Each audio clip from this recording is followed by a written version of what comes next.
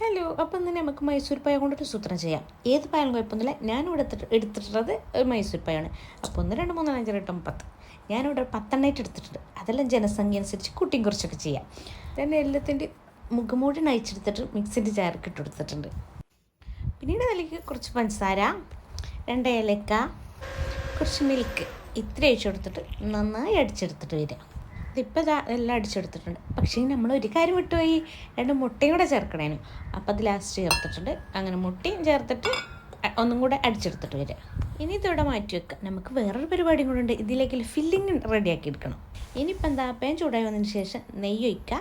നമ്മുടെ ഇതിൽ നട്സ് എന്താ അത് ആഡ് ചെയ്യുക. ഞാൻ അണ്ടിമുന്തിരിയാണ് ആഡ് ചെയ്തിട്ടുള്ളത്. പിന്നെ കുറച്ച് തേങ്ങ ആഡ് ചെയ്യുക. തേങ്ങയുടെ ഈർപ്പം എന്താ വറ്റുന്നത് വരെ പോകുന്നത് വരെ ഒന്ന് വഴറ്റിയെടുക്കുക. പിന്നെ അതിലേക്ക് പഞ്ചസാര ആഡ് ചെയ്യുക. ഇതിലിട്ട അതിൻ്റെ ഫില്ലിങ് പരിപാടി എല്ലാം ആഡ് ചെയ്തിട്ട് നന്നായി മിക്സ് ചെയ്തെടുക്കണം. അപ്പോൾ നന്നായി മിക്സ് ചെയ്തിട്ട് ഈ ഒരു പരുവത്തിലായിട്ടുണ്ട്. ഇനി ഇതൊരു കേക്കിൻ്റെ ട്രേ എടുത്തിട്ട് അതിലേക്ക് ഒരു A4 പേപ്പർ വിരിച്ചെടുത്തിട്ടുണ്ട്. ഇനി ഇതായി നമ്മൾ നേരത്തെ അടിച്ചെടുത്ത് ആ സംഭവം ഉണ്ടല്ലോ അത് ഇതിലേക്ക് ഒഴിച്ചു കൊടുക്കുക. ഇനി നമ്മൾ നേരത്തെ റെഡിയാക്കിയ ഫില്ലിങ് ഇതിൻ്റെ മുകളിലേക്ക് ഇങ്ങനെ ഇട്ട് കൊടുക്കുക. ഇപ്പോൾ സംഭവം സെറ്റ്. ഇനി ഞാനിത് ഓവനിലാണ് വെക്കുന്നത്.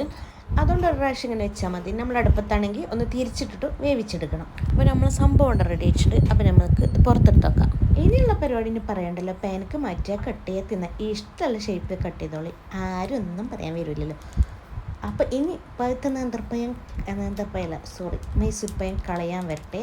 എത്ര പഴുത്തിട്ടുണ്ടെങ്കിൽ ഇങ്ങനെ ഒന്ന് ചെയ്ത് നോക്കിയാൽ മതി.